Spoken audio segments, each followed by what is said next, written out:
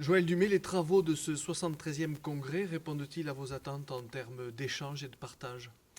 Bien sûr, on a essayé de convoquer le plus possible de congressistes, donc d'arbitres, des divisions professionnelles, Fédéral 1, juges de touche, arbitres vidéo, accompagnateurs d'arbitres, formateurs, superviseurs, coachs, pour essayer de faire bien sûr d'abord un premier bilan et des choses à améliorer après ces 6 mois de mandature. Et puis déjà se projeter sur la saison prochaine, puisque ça va très vite arriver, l'organisation, le contenu des stages, et puis rappeler quelques principes essentiels, euh, notamment le rugby qui change, qui devient de plus en plus physique. Donc tout ça, effectivement, ça a mérité d'être souligné et d'être partagé. Sur les grands dossiers, que dire par exemple de la réforme territoriale qui va entraîner, on le sait, la création de 13 ligues en remplacement des 26 comités existants aujourd'hui? Il était important que le secrétaire général de la fédération, Christian Dulin, soit présent à nos travaux toute la journée pour expliquer d'abord la réforme et surtout pour rassurer les DTA qui effectivement se posent parfois des questions. Donc on va se retrouver avec des ligues très fortes en termes de nombre d'arbitres, 500, 600, 700 arbitres pour certaines, d'autres beaucoup moins.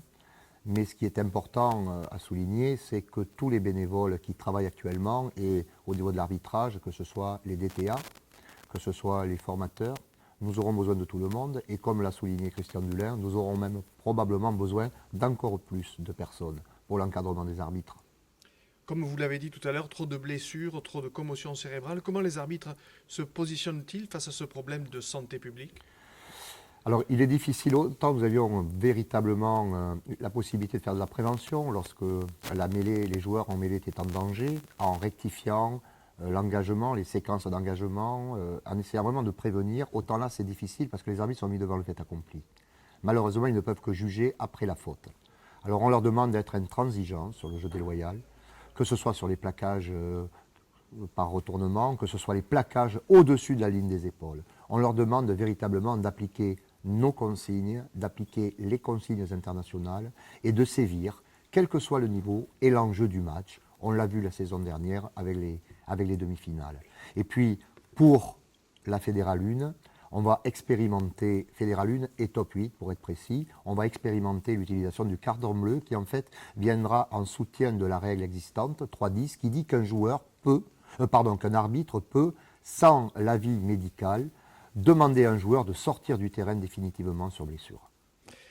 Avez-vous assez d'arbitres à votre disposition à l'orée de cette saison et quel est le message adressé aux clubs dans ce domaine, puisqu'ils ont la responsabilité, on le rappelle, d'en recruter et de les former?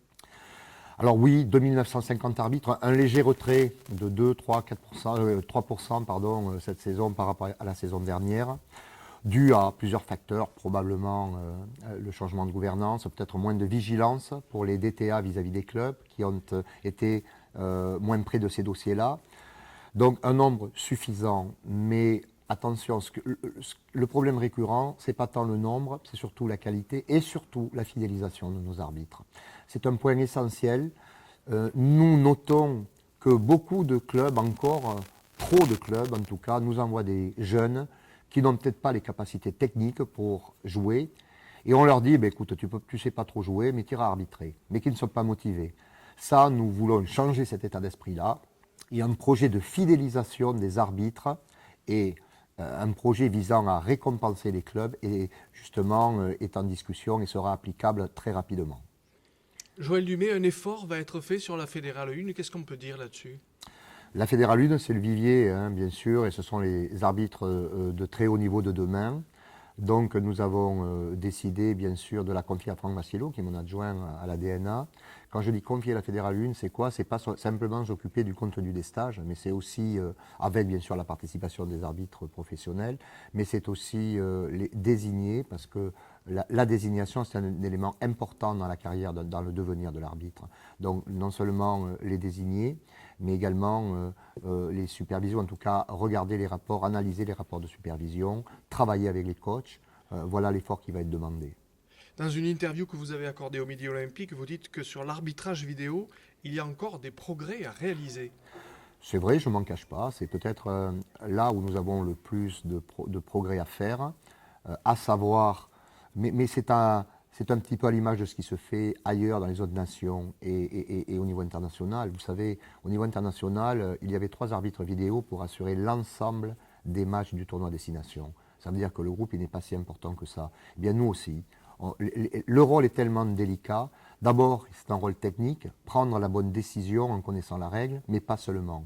Il faut aussi être fort émotionnellement lorsqu'on a une décision à prendre et que l'on sait que cette décision va avoir l'importance non seulement sur le score, mais parfois sur le résultat du match. Donc c'est un travail que nous devons continuer, d'abord en impliquant peut-être un petit peu plus les arbitres vidéo lors de nos réunions techniques avec les arbitres centraux, et puis encore une fois en étant intransigeant sur leur sélection et en leur demandant encore une fois de visionner les matchs, de s'imprégner de ce qui se fait au plus haut niveau.